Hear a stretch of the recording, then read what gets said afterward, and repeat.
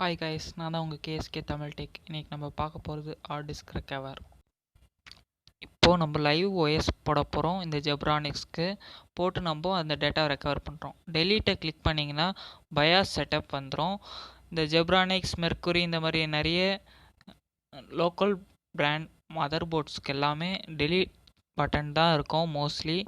So click பண்ணி நான் இப்போ வந்து பயாஸ் செட்டப்குள்ளே போயிட்டேன். இப்போது பூட்டில் போயிட்டு பூட் ஆப்டிமம் ப்ரியாரிட்டி அப்படின்னு ஒன்று இருக்கும். பூட் ஆப்ஷன் ப்ரியாரிட்டி, ஆமாம். அதில் நான் என்னோடய பென்ட்ரைவை வந்து ஃபஸ்ட்டு பூட்டாக செலக்ட் பண்ணியிருக்கேன். ஸோ ஃபஸ்ட் பூட்டில் வச்சதுக்கப்புறமா இதை வந்து நீங்கள் சேவ் பண்ணிடலாம். சேவ் பண்ணுறதுக்கு பக்கத்துலேயே வந்து ரைட் ஹேண்ட் சைடில் உங்களுக்கு போட்டிருப்பாங்க. சேவுக்கு F10 கிளிக் பண்ண உடனே சேவ் ஆகிட்டு எக்ஸிட் ஆகிடும். ஸோ திரும்ப நீங்கள் வந்து வெளியில் வந்து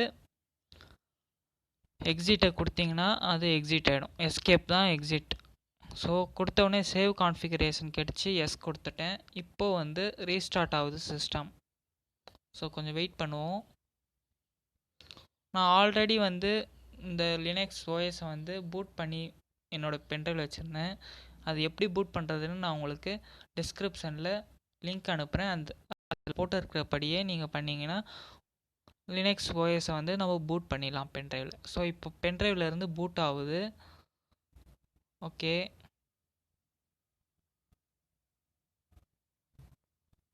இது ஒரு 2 minutes ஆகும் பூட் ஆகிறதுக்கு.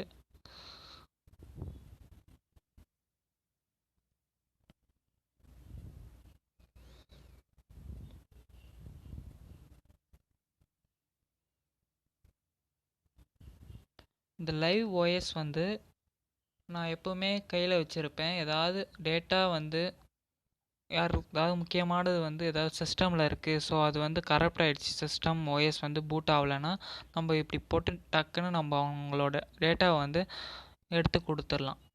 ஸோ இப்போ வந்து பூட் ஆகுது.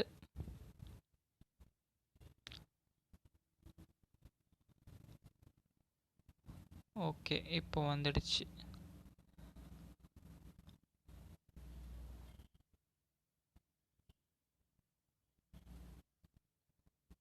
ஓகே, காலி ஓஎஸ் வந்து இப்படி தான் இருக்கும். டெஸ்க்டாப் இப்போ பார்த்தாலே தெரியும். ஸோ என்னுடைய பென்ட்ரைவ் வந்து விண்டோஸ் 7 பூட் பண்ணி வச்சுருக்க ஒரு பென்ட்ரைவ் இருக்குது. அதில் அந்த யூசருடைய டாக்குமெண்ட்டை நம்ம எடுத்து இந்த விண்டோஸ் 7 போட போகிறோம். ஸோ அது வந்து ஈஸி தான். நம்ம அந்த ஹார்ட் டிஸ்க் வந்து நியூ வால்யூம்ன்றது இருக்கு இல்லையா, அதில் தான் அந்த யூசரோட ஃபைல்ஸ் இருக்குது. So just copy plus paste கொடுத்தீங்கன்னா காப்பி ஆகிடும். ஸோ இப்போ லினக்ஸில் வந்து எப்படி ஐபி அட்ரஸ் வந்து செக் பண்ணுறதுன்னு பார்க்க போகிறோம்.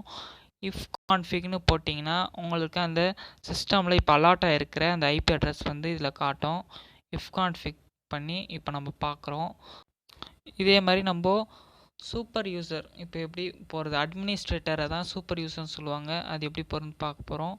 சூடோ எஸ்யூன்னு போட்டிங்கன்னா சூப்பர் யூசர் வந்துடும். ரூட் பர்மிஷன் உங்களுக்கு கிடச்சிடும். ஸோ இது உங்களுக்கு நினைக்கிறேன். ஏதாவது டவுட் கமெண்ட் பண்ணுங்கள். தேங்க்ஸ் ஃபார் வாட்சிங்.